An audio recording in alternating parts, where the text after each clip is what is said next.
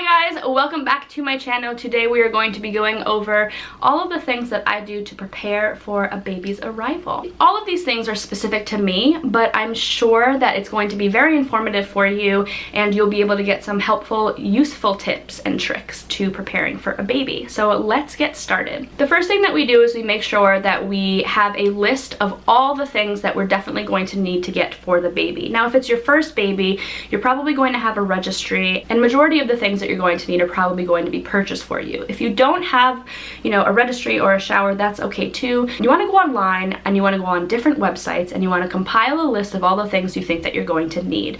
And then you want to start checking off those things from your list. Now, the best way that I did it was I would wait for something to go on sale.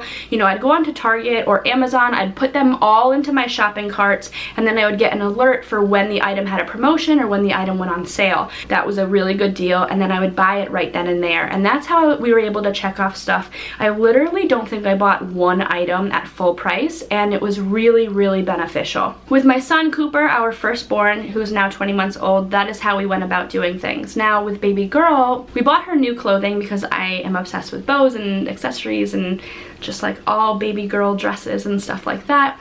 But I also wanted to re-up on a few different things. Besides the obvious things that you needed two of, like, a car seat or a crib or, something like that, I wanted to re-up on all things that I definitely use on a daily basis. I got her all new washcloths, I got her a new bath towel, I got new burp cloths, I purchased a new boppy pillow cover, things that I definitely got a ton of use with my son, but were also affordable for me to replace. The things that aren't as affordable, things, like the Mamaroo, or bassinet, stuff like that, I just made sure to clean those items very well, and we'll get into a little bit later on how I did that. Another thing that I do is I wash all of her clothes. Usually I'm a very lazy laundry person, like doer, but when it comes to baby clothes, guys, there's nothing better than like a pure white onesie. So I actually make sure that I sort all of the clothes. I read all the directions of the clothes. A lot of onesies tell you to flip them, inside out, just to protect like any vinyl sticker that's on them or whatnot, or design. And I categorize them by color and, whether they're delicate or not.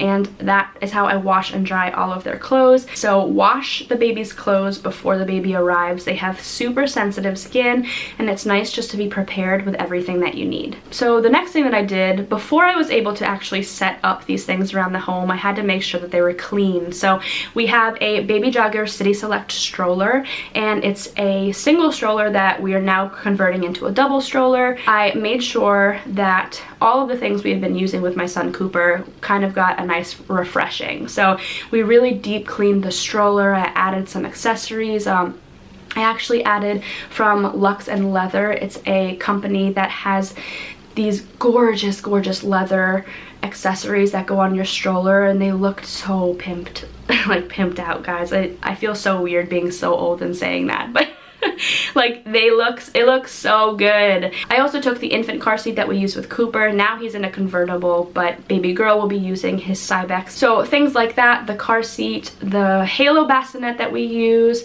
these are all items that we wanted to really, really wash and clean. I used an all-natural cleaning spray to spray them and disinfect it, and then I also had a 7th generation disinfecting spray that can be used on fabric, and I sprayed that down. It's safe for babies. It works really well to kill bacteria. I also followed the directions to wash my boppy pillow, which was perfect. Once all of those items were cleaned and I was far along enough in the pregnancy, we started to put them in their places. So we set up the halo bassinet. I washed all of the sheets for it, put on the sheet. I put her teddy bears in her bassinet, got a blanket ready to go. We installed the car seat into the car, put up a mirror for her. I really like taking my milk snob covers and actually putting them over the car seat until the baby is ready to use them, because I'd want to avoid any dust just kind of settling. You want to do it early enough to where you're prepared for the baby's arrival, but you never know when you're actually going to go into labor. So even if you do it at 37 weeks, you could potentially have the baby 5 weeks later. So it's kind of difficult to prepare. I like to put blankets over things. It's a lot easier to take the blanket off and wash the blanket than it is to, remove the dust from inside a halo bassinet. So I find it easier to just lay blankets over things just to keep dust away. Another thing that I do to prepare, which I'm huge on, is a bin system. So I like to have bins meant for specific things. The first bin that I have is a postpartum bin. It has in there all of the things that I need for postpartum care for myself. If you're interested in seeing what's actually in that bin, I have a video on it and I will put it in the iCards for you, but I really like to have a bin in the bathroom that has all of the pads and everything that I need for postpartum care. The next bin that I have is a breastfeeding bin. I like to put a whole bunch of different stuff in there.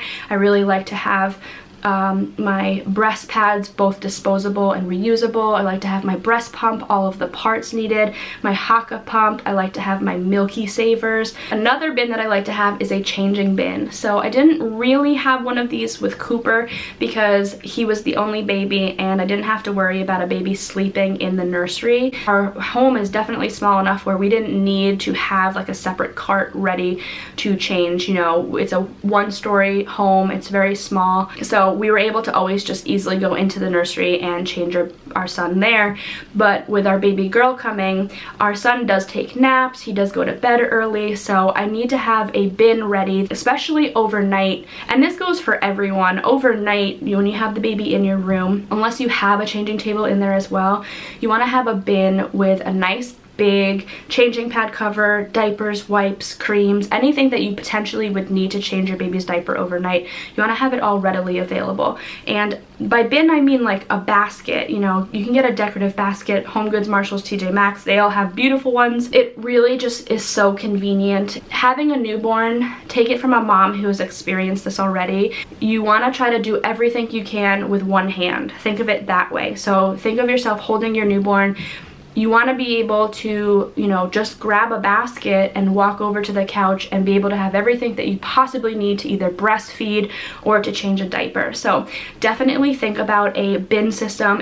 It's super convenient and definitely a mom hack. You also want to pack your hospital bags. You want to pack one for your partner, you want to pack one for yourself, and you want to pack one for the baby. I personally don't bring a lot of things for the baby to the hospital, only because my hospital supplies everything. They actually push you to bring a ton of stuff home.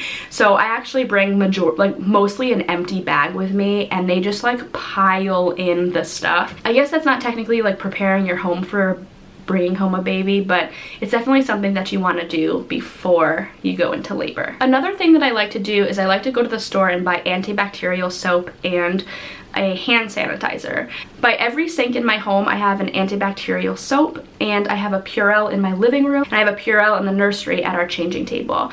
And I like to have these available because when you bring a baby home, normally I'm not huge on using antibacterial soap for everything. I feel like sometimes bacteria is a good thing, not necessarily a bad thing, but when you have a newborn baby, you better sure as heck know that I'm going to be getting every single person to wash their hands. And I'm not an uptight mom. However, people touch so much stuff before entering your home. It's just a natural thing. I respect whatever they want to do before they enter my home, but when they get into my house and I have my newborn baby there, they need to wash their hands with antibacterial soap before they touch my baby. So I really like to respectfully have those things available for them to use in my home. This goes back to breastfeeding, but a lot of insurance companies will actually pay for you to have a breast pump, and you have to sign up for it. You can do that either in your doctor's office or you can do that online with various different websites. If you just type in like health insurance covered breast pump, you'll be able to see whether your insurance covers it.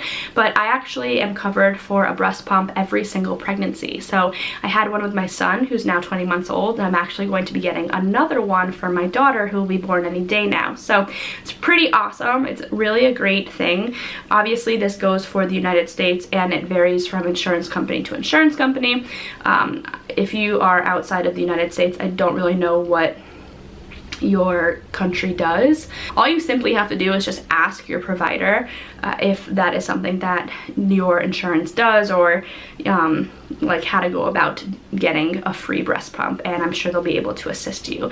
But just know, if you didn't know that, you might be entitled to a free breast pump, and they're good ones like Spectra, Medela, all of those. And the last thing that I really like to do is kind of just go about my house, and I like to clean everything. And normally I'm not the type of person who cleans one room a day, but when it comes to preparing for a baby, you're so pregnant and uncomfortable, but you want to also make sure that you do a thorough job. So I find it really useful to choose a room and to just focus on that room for the day and then move on to the next room. So my house is now almost officially clean. I'm going to be cleaning the last room today, but it really just, you want to come home to clean sheets, clean towels, you want to come home to a dust-free home that smells really nice, that's nice and organized, and it really just makes a huge difference. And also on top of that, you want to start to stock everything. Put those diapers out where you think you'll need them, have that, you know, hand sanitizer, antibacterial soap out, have the bottles out cleaned and ready to go. Whatever you feel you need in certain places,